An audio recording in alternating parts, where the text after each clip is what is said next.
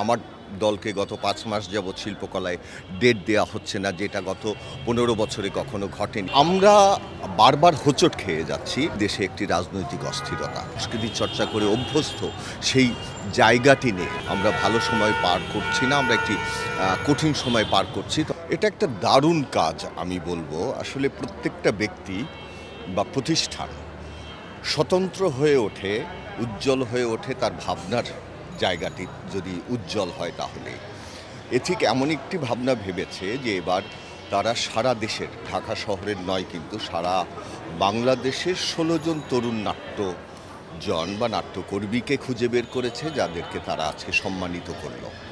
তো আসলে বাংলাদেশের নাট্যচর্চাটা এরকমই যে সারা দেশের নাট্যচর্চাটা যদি সবল থাকে, সক্রিয় থাকে, তাহলে রাজধানীর নাট্যচর্চাটা সবল থাকে, সক্রিয় থাকে।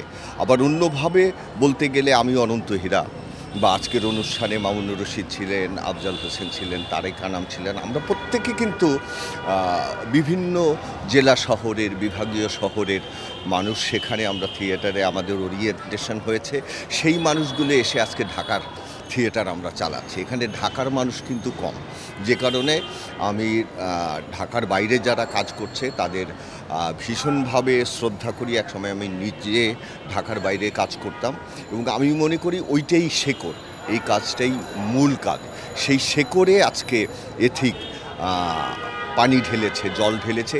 এটা খুব কাজে লাগবে যে এই ১৬ জন তরুণ তারা নতুন উদ্যম নিয়ে তাদের শহরে ফিরে যাবে এবং তারা তাদের থিয়েটার চর্চায়, আমাদের থিয়েটার চর্চায় আত্মনিয়োগ করবে এবং তাতে করে আমাদের বাংলাদেশের থিয়েটার একটা নতুন প্রাণ পাবে বলে আমি দৃঢ়ভাবে বিশ্বাস করি।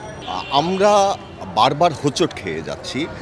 খুব একটা ভালো জায়গায় আমরা আছি এই কথাটি বলা যাবে না জোর দিয়ে, কারণ হচ্ছে যে আমরা একটা করোনাকাল অতিক্রম করেছি ২০১৯ সালে।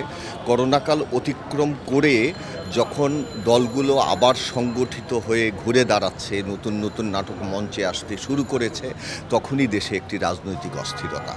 এবং জুলাই আগস্টের কথা নতুন করে বলার কিছু নেই। মূল কথা হচ্ছে যে মুক্ত পরিবেশে বাংলাদেশে আমরা থিয়েটার চর্চা করে, সংস্কৃতি চর্চা করে অভ্যস্ত, সেই জায়গাটি নেই, জায়গাটি নষ্ট হয়েছে।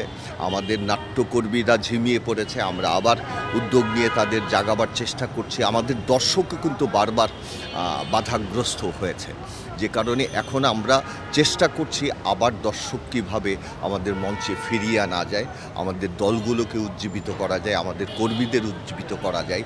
সেটি এখন একটি এই সময় এসে বড় চ্যালেঞ্জ।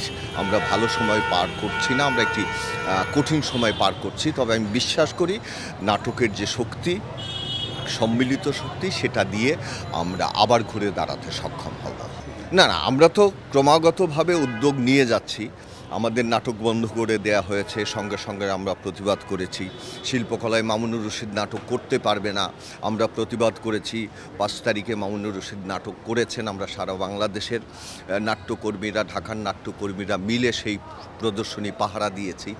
সেই অবস্থাটা কেটে গেছে, কিন্তু এখনও কিছু কিছু প্রতিবন্ধকতা আছে। এখনও তারা অলিখিতভাবে কিছু দলকে ডেট দিচ্ছে না। যেমন আমার দলকে গত ৫ মাস যাবৎ শিল্পকলায় ডেট দেয়া হচ্ছে না, যেটা গত ১৫ বছরে কখনো ঘটেনি। আমরা প্রতি মাসে ২টো করে ন্যূনতম ডেট পেতাম শিল্পকলায়, একটি এক্সপেরিমেন্টাল হলে, একটি জাতীয় নাট্যশালায়। অথচ গত ৫ মাস যাবৎ আমরা আবেদন করে যাচ্ছি, আমাদের ডেট দেয়া হচ্ছে না। একটি অদ্ভুত সময় আমরা পার করছি। তো আমরা মনে করি যে আমাদের সম্মিলিত শক্তি দিয়ে আমরা এটা মোকাবেলা করতে সক্ষম হব এবং এই শিল্পকলা, আমাদের শিল্পকলা, আমাদের নাট্যকর্মীদের, আমাদের নাট্যজনদের দীর্ঘদিনের আন্দোলনের ফসল, শ্রম ঘামের ফসল আজকে শিল্পকলা। এটা আমাদের এবং সেখানে আমাদের প্রদর্শনী করতে দিতে বাধ্য হবে।